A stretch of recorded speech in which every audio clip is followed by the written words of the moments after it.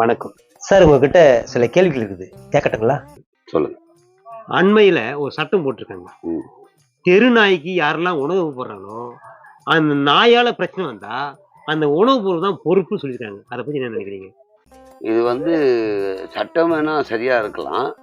ஆனா நடைமுறை சாத்தியம் அப்படின்னு எடுத்தீங்கன்னா, இதுல நெறைய சிக்கல் இருக்கு. எனக்கு தெரிஞ்ச வரைக்கும். ஏன்னா சட்டத்தை எதிர்த்து பேசுற அளவுக்கு நம்ம அவ்வளோ பெரிய மேதாவி எல்லாம் கிடையாது.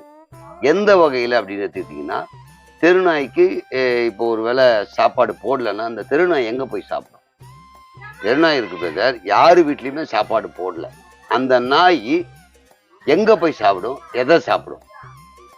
குப்பையில இருந்து சாப்பிடும். அப்படின்னா இப்பெல்லாம் குப்பை வெளியே போடக்கூடாது. அவங்கவுங்க வீட்டுல மக்கும் குப்பை, மக்காத குப்பைன்னு 2 பிரிச்சு தான் போடுறாங்க.